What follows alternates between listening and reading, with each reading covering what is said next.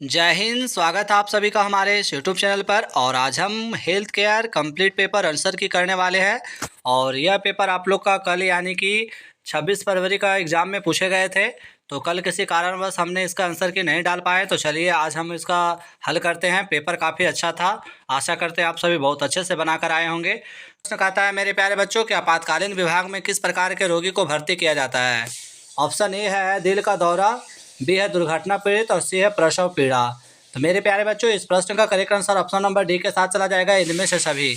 तो जिन बच्चों ने ऑप्शन नंबर डी करके आए हैं उनका सही हो चुका है। प्रश्न संख्या 2 पूछा गया है कि बिस्तर तक परिरुद्ध रोगी के लिए शौच के लिए किस उपकरण का उपयोग किया जाता है। तो मेरे प्यारे बच्चों, इस प्रश्न का जो करेक्ट आंसर हो जाएगा बेड पैन हो जाएगा। ऑप्शन नंबर सी इसका करेक्ट आंसर हो जाएगा। नेक्स्ट प्रश्न 3 नंबर जो आप लोग का पूछा गया, कह रहा है नेबुलाइजर का उपयोग किया जाता है। तो नेबुलाइजर का उपयोग किसमें किया जाता है मेरे प्यारे बच्चों? तो श्वसन पथ के माध्यम से दवा देने के लिए, जो कि ऑप्शन नंबर सी के साथ चला जाएगा। तो डी। प्रश्न संख्या 3 कहता है मेरे प्यारे बच्चों कि नेबुलाइजर का उपयोग किया जाता है। तो नेबुलाइजर का उपयोग किया जाता है श्वसन पथ के माध्यम से दवा देने के लिए, जो कि ऑप्शन नंबर सी के साथ चला जाएगा। अब हम बात कर लेते हैं प्रश्न संख्या 4। प्रश्न संख्या 4 आप लोग का जो पूछा गया है कि संक्रमण फैलने के कारण है। तो संक्रमण फैलने के कारण क्या हो जाएगा? सीधा संपर्क, जी बिल्कुल। अप्रत्यक्ष संपर्क, ये भी सही है। कीड़ों के माध्यम से, तो इन तीनों के माध्यम से, तो इसीलिए इसका जो करेक्ट आंसर होगा option number D correct answer हो जाएगा। अब हम 5 नंबर प्रश्न की ओर चलते हैं, जहाँ पे आप लोग का प्रश्न पूछा गया है कि अस्पताल की आपातकालीन स्थिति में नर्सों को उस व्यक्ति पर प्रतिक्रिया देनी होती है। किस व्यक्ति पर? हरा कोड, सफ़ेद कोड, लाल कोड, नीला कोड। तो प्रश्न संख्या 5 का जो सही आंसर हो जाएगा ऑप्शन नंबर डी के साथ चला जाएगा, नीला कोड।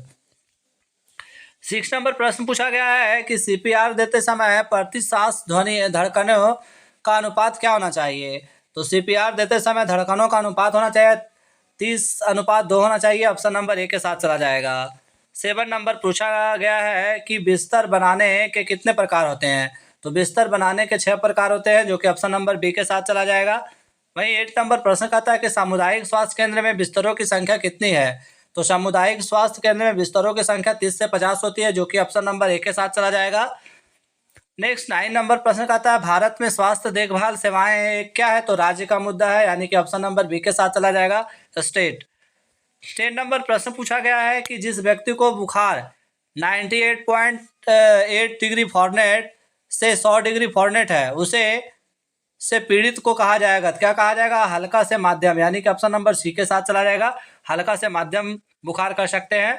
11 नंबर प्रश्न पूछा गया है कि एक दीर्घकालिक फेफड़ों की बीमारी जो वायु मार्गों को संकुचित और संकीर्ण करती है, उसको हम लोग क्या कहते हैं मेरे प्यारे बच्चों? तो अस्थमा कहते हैं, जो कि ऑप्शन नंबर ए के साथ चला जाएगा।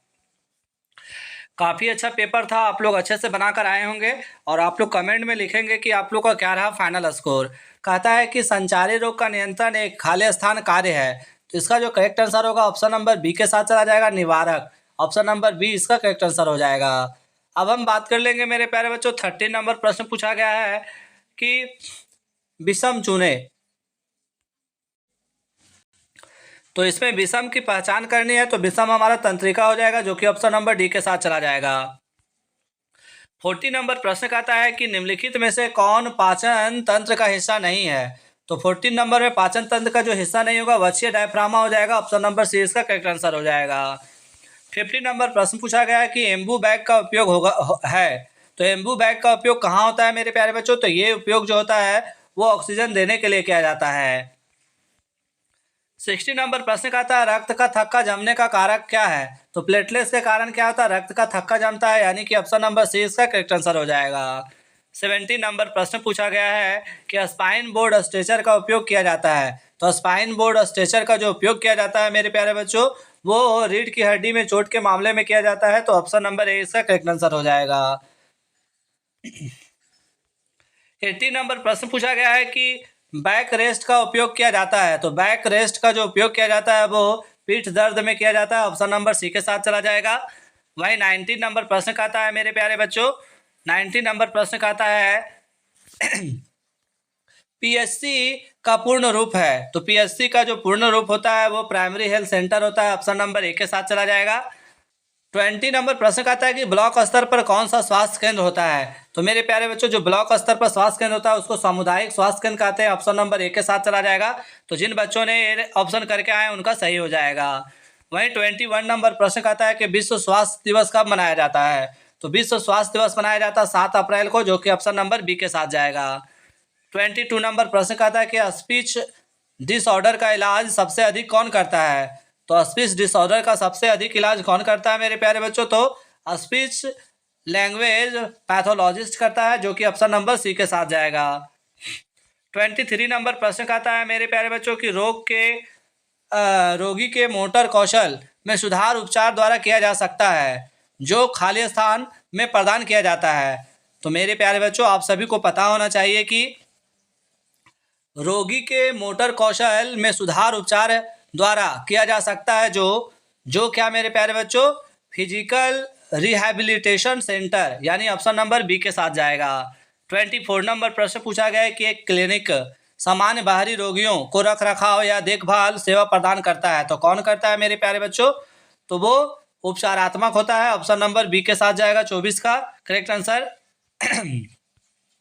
25 कहता है कि गैर संचारी रोगों की अवसरवादी स्क्रीनिंग एक हिस्सा है। तो ये किसका हिस्सा होता है।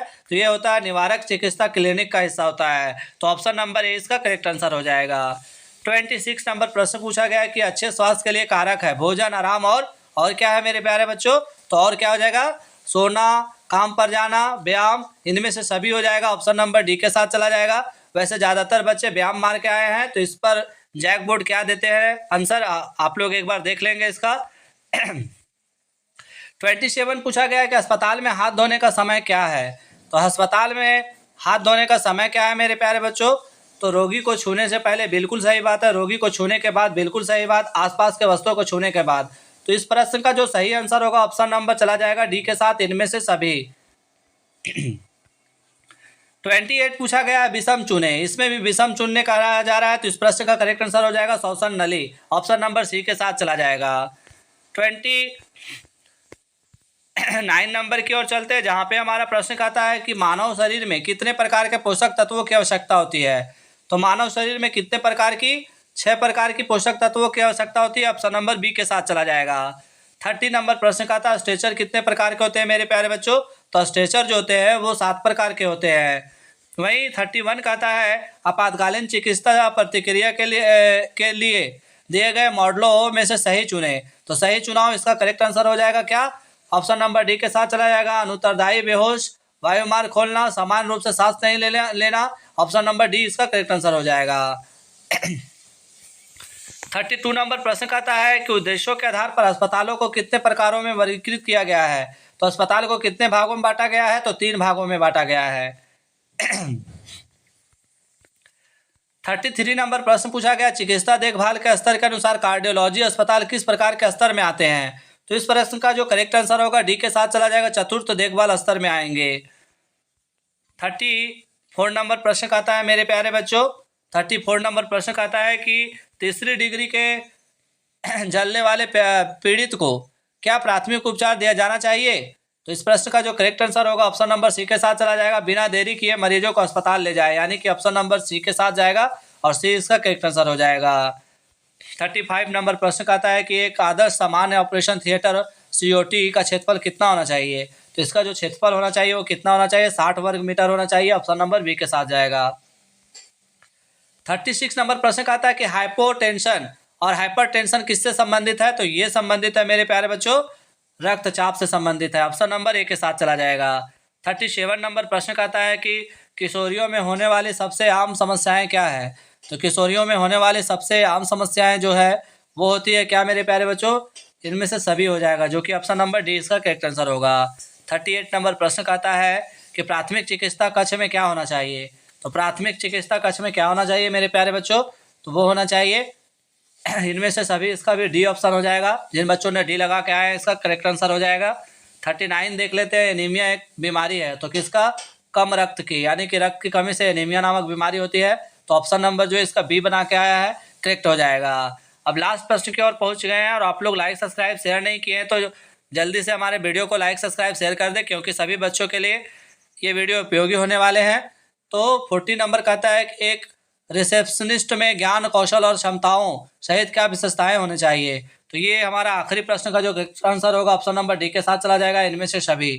तो 40 प्रश्न जो आप लोग के कल यानी कि 26 फरवरी का पूछा गया था, उनका आंसर की है। आप लोग हमें मिलाइए और बताइए कि क्या रहा आप लोग का फाइनल स्कोर।